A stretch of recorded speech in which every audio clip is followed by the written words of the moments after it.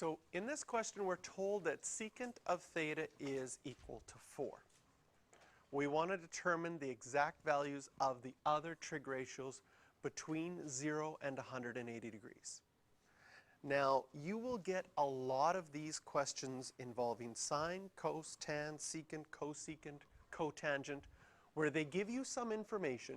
We're given that secant theta is equal to 4, and we know that it's between 0 and 180 degrees. Our strategy that we're going to solve all of these is using our basic grade 10, grade 9 math, draw a triangle and do a squared plus b squared equals c squared. But we need to draw the triangle accurately. So first of all, what quadrant is this triangle or is this angle going to be in? It's going to be in the first quadrant. We know that because it's positive. And secant theta is positive. Now, if we know secant theta is equal to 4, that tells us that cos of theta, since these are reciprocals, is 1 over 4. And the only place that cos is positive is quadrant 1 and quadrant 4, according to our cast rule. But this question says only look in quadrant 1 or 2, so the only place it can be positive is in quadrant 1. Now, if cos is equal to 1 over 4, we draw an angle in quadrant 1. This will be our angle theta. It'll also be our reference angle. In quadrant 1, your reference angle and theta are the same. And so when we draw our triangle always has to go back to the nearest x-axis because our angle is always going to be related to the reference angle. And from here, you're going to use your grade 10 math. If you know cos of theta is 1 over 4, what sides of this triangle can I label?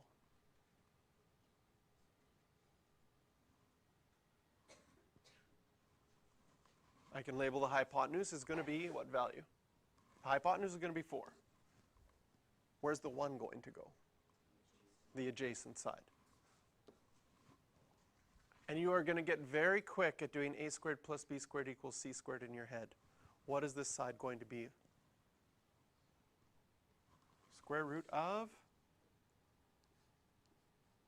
15. Because if you did, this is the hypotenuse, right? 4 squared minus 1 squared, 16 minus 1 would be 15. All right, we don't add them here because we're not finding the hypotenuse. So now that we've done that, can you tell me what sine of theta is? What tan of theta is? Well, sine, opposite over hypotenuse. And tan, opposite over adjacent. And once you have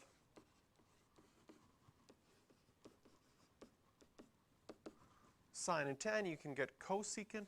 It'll be the reciprocal, so we do the reciprocal of that fraction and the reciprocal of that fraction. Since we're in quadrant 1, they're all going to be positive.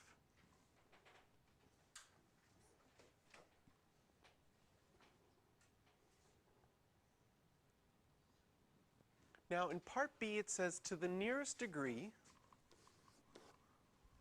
find the value of theta. Well, we can use any one of these equations to find the value of theta. We've got cos, secant, sine, cosecant, tan, and cotangent. In solving for theta, you've used cos, sine, and tan in the past. I would probably start with cos just because it has no square roots.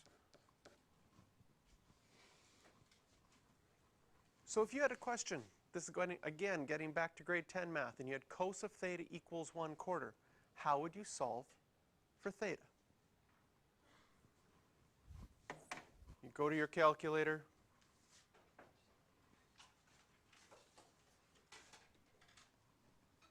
Now, as an extra step, you don't have to show this step, but if you wanted to, you could. What you're actually doing at this next step is you're saying, I want to get rid of this cos. Cos is a function. in order to get rid of a function, you have to do the inverse. Like in order to get rid of x squared, we have to square root. So what's the opposite of cos? What's the inverse of cos? Secant is the reciprocal. Cos inverse. It even says it in the word, right? Cos inverse is the inverse of cos. So if I want to get rid of this, I could do cos inverse of this side and cos inverse of this side. Now, when you learn this in grade 10, often you go directly to this. In fact, often you don't even write this down. You just go to your calculator. Make sure you're in degrees. I'm in radians. And we do cos inverse of 1 divided by 4. And we get 75.5.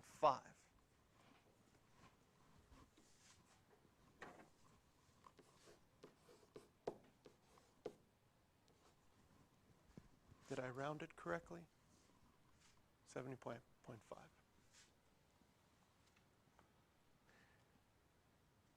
Now, to the nearest degree, determine the possible values of theta between negative 360 and 360.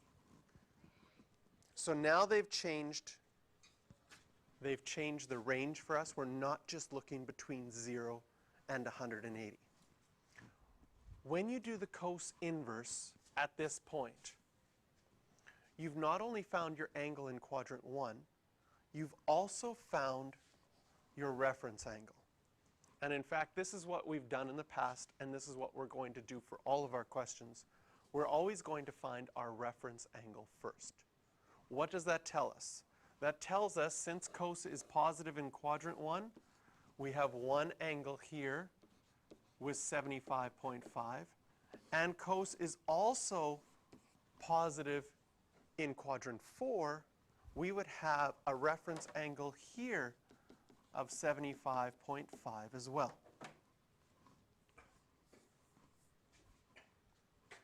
And the question asked us to find all of the answers for theta between negative 360 degrees and 360 degrees.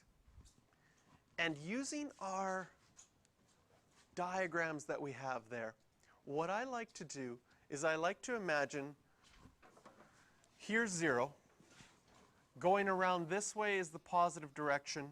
Going around this way is the negative direction. So when I'm given a range from negative 360 to 360, I break it up with 0, and I think, what does that mean for positive direction? What does it mean for my negative direction?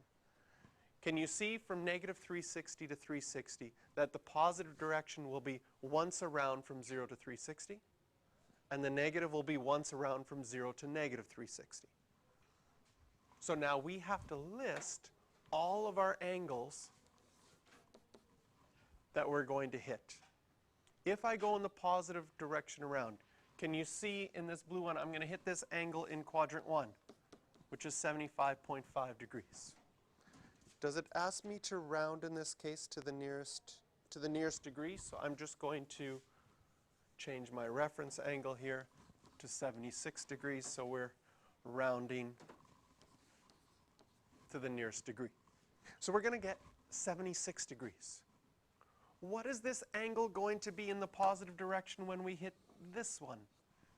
How are we going to find that out?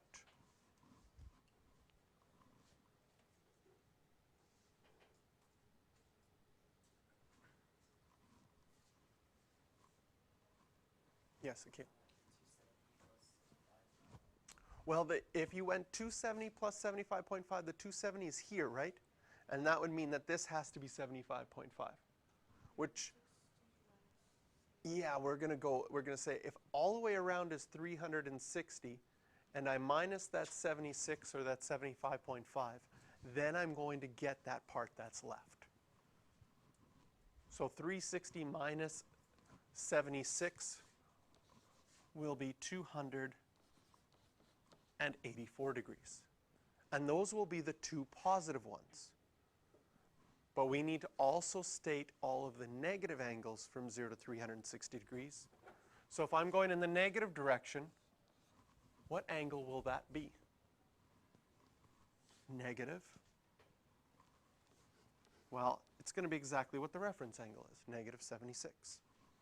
And if I'm going in the negative direction here up to this one,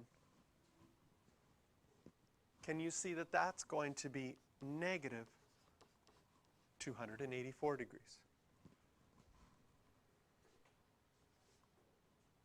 So I want you to practice some of these right now, 9, 10, and 11. And we'll take about 10 minutes to do that.